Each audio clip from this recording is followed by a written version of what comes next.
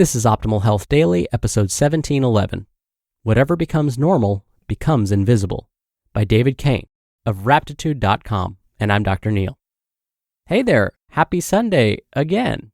Yesterday I mentioned I'd see you tomorrow, but I'm actually back today with a bonus episode, a 2-for-1 special for the first of the month. Now typically I narrate an article here for you every day, and on Fridays I answer your questions. But with other shows in our network, we thought it'd be nice if you got to hear an episode from another one of our podcasts. So today, I have one from my brother's show, Optimal Living Daily, and this one overlaps with health quite nicely.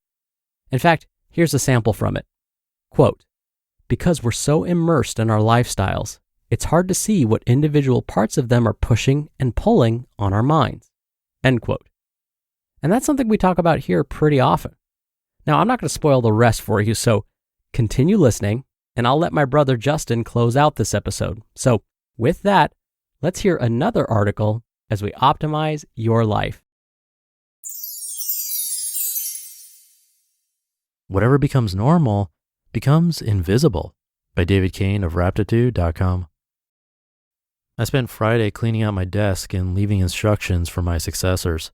Having worked as a field survey for 8 years, I never spent so much of my workday in the office.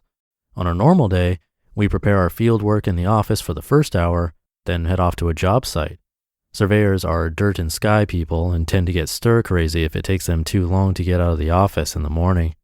They're allergic to cubicles and photocopiers and will start to suffocate if they don't get fresh air. On the rare occasions I'd be in the office in the afternoon, aside from that slow suffocation, it felt unnatural and slightly inappropriate. Something like when your friend leaves you alone in his house for 20 minutes while he whips out to the store. On this final Friday, those feelings never arrived, even though I was in the office all the way to 4:30 p.m. It felt like I could have been anywhere and it wouldn't have mattered, like it probably feels in the first few hours after you successfully fake your death. That feeling, I guess, was the sensation of being released from authority, a weight that had been resting on my mind for long enough for me to forget that it was possible to remove it. For the first time in a long time, I didn't have to answer to anyone. I knew my company issue BlackBerry wasn't going to ring. I knew nobody was going to ask anything of me. It was like walking up to a glass barrier that had always been there and realizing it was only air.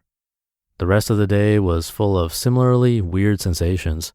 When I parked my car outside my building, I mentally prepared myself to perform the getting home ritual I've done hundreds of times. Heave my laptop bag out of the back seat, collect my equipment from the trunk and farmer's walk to the door, pin my GPS case against the wall while I fish out my keys, then open 2 stubborn glass doors, careful not to bang the case against the panes, then unlock my suite and shoulder the door closed before setting everything down in the permanent temporary pile of equipment beside the door. I had all but done the whole thing in my mind when I realized I no longer have a GPS or a gigantic laptop, and I could just get out of the car and go into the building like a normal person. When I got inside, I reached to my side for my BlackBerry to check email one last time, a ritual that sometimes prevented unwelcome surprises in the morning, and found that there was nothing there.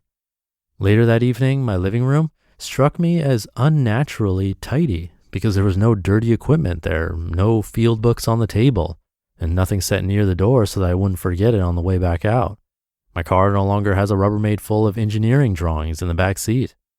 Our lifestyles come with costs, many of which are invisible, or at least become invisible to us once we're used to paying them. At all times, these enormous invisible forces are acting on your life, shaping what it feels like to be you. They only become visible, and only momentarily, when they change. Yesterday was a day of shifting bedrock, which allowed me to see clearly the rocks and hard places that had been steadily pushing on my life since I got back from overseas. Most of the shifting is yet to come, and while most of it so far has manifested as different kinds of relief, it's very early in the transition. There will be undoubtedly aspects of my life that become more difficult in ways I haven't imagined. I've already noticed that this Monday is a holiday, Canadian Thanksgiving, but I'll be at my desk at sunrise while my former colleagues are getting paid to have the day off. I have to pay for dental work again. I'm already flossing more often.